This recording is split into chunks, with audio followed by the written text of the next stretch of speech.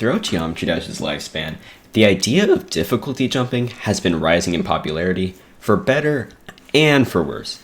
To many new players, this idea of making a large step in difficulty is a great opportunity to improve and garner attention for themselves. Other, more experienced players, however, often claim it's an absolutely terrible idea. So what gives? Which opinion should you believe? I don't know. But I can throw in my 2 cents on the topic. In this video, I'll talk about why jumping could be beneficial or detrimental depending on the player and the circumstance, and if jumping is ultimately the right choice for you. Anyway, before I get into it, I just wanted to shamelessly plug that I'm trying to get to 100 subscribers at the moment. Subscriptions help a ton for the algorithm, and it's also completely free on your part, yada yada yada. Anyway, shameless plug over, let's get on with it. Most people who are against jumping are against it for 3 main reasons. The first is the fact that many players, especially very new players, do it for attention rather than their own desire to improve at the game. If you find yourself wanting to jump for this reason, then just don't. Because, put it bluntly, nobody cares, and jumping doesn't necessarily make you special in any way. Extreme jumps, such as 9 circles to Slaughterhouse, have been done multiple times before, and it's not necessarily a novel concept to many people. Most people will look at your jump, think, oh, that's really cool, and then that'll be the end of it, and then they'll move on. This is because fame in any community, not just GD, relies on more than just one particular feat. Popularity comes from regular, positive contributions to the game and or its community. Think about famous GD players you know. I'm willing to bet all of those players spent years building up their reputation through how they interact with the game to what content they create and publish. Beating one really hard level won't substitute all of that. The second reason is that jumping to something significantly more difficult can lead to severe burnout.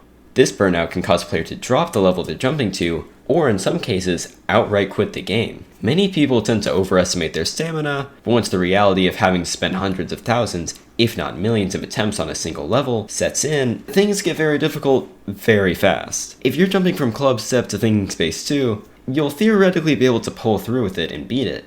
But after the millions of attempts that you'll inevitably spend on it, will you even be passionate about the game anymore? Third is that many players argue that jumping can cause you to lock into a skill set and not actually improve that much overall. What I mean by this is that in the case of drastic jumps, when a new player prevails and actually beats the level, in many cases their raw skill doesn't actually improve a huge amount. When you jump from, say, a medium demon to a main list, you're not necessarily improving at the game, you're more improving at the specific level that you're going for. This is because skill at the game is built from years of experience across multiple levels. Playing for this long, a player will slowly and naturally get used to the fixes for the game, and also common styles of gameplay used in levels. An underskilled player who jumps from, say, a medium demon to a main list may get to be able to flex the difficulty of what they've beaten, but ultimately won't be very experienced at the game as a whole, and therefore won't have that much applicable skill, if that makes any sense. Examples of players who are able to continue their momentum after taking a jump and gain a lot of skill are people like Zoink, who have already beaten mid-tier extremes at that point, so they naturally had a strong pre-existing grasp of the game's base mechanics. Now, after seeing all of those negative arguments towards jumping, you might think that this title is clickbait.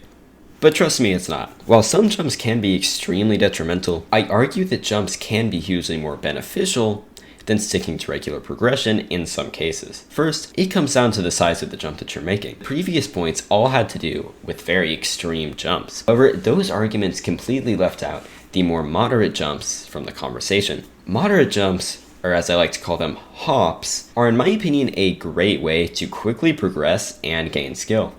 In my eyes, these hops are how many new players were able to get so good at the game. Think about it. In the past, top players could only beat levels that were the hardest at the time, even if they were capable of more. Even when a new top 1 did inevitably come out, it was rarely a huge jump from the previous top 1, with some exceptions such as Slaughterhouse. This led to many of them becoming, for lack of a better word, stuck at those skill levels. Nowadays, the skill ceiling has exponentially increased, and there are over 1,200 extremes in the game. Therefore, if your hardest is, say, Yatagrasu, you don't have to wait for a harder level to overtake it, or make steps to levels only marginally more difficult, as there are already hundreds of harder levels. Making hops to more difficult levels is in large part how modern day top players have so easily succeeded previous top players. However, it is important to keep in mind these hops should be within reason and controlled. Like I said before, the success stories such as Soink have come from players already beating mid-tier extremes at least, and therefore they already had an exceptional knowledge of the game's core mechanics. Them jumping to a higher difficulty is them just extending their pre-existing game knowledge. If you're below extreme demon range and skill,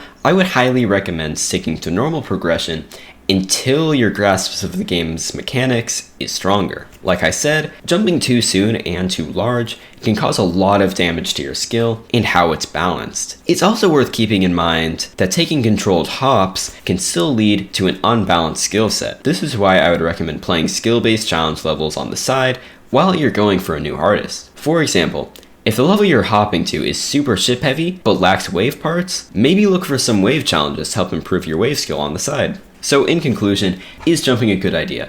Hard maybe. It depends who you are and what level of skill that you already have. There truly is a different answer for every player, and that's what I made this video for. If this style of progression is a good choice for your needs as a player. I hope this video was at least somewhat helpful. Forgive me if it could have been better formatted. This is my first ever scripted long form video, so cut me some slack. Anyway, do you agree? Do you disagree? If you do, leave a like. If you don't, I guess leave a dislike and tell me your perspective in the comments. And remember, if you want to hear more of my blabber and see my completions, please consider subbing or following me on Twitch at Banets. It helps a ton. Thanks so much for watching Gangington, and I'll see you in the next one.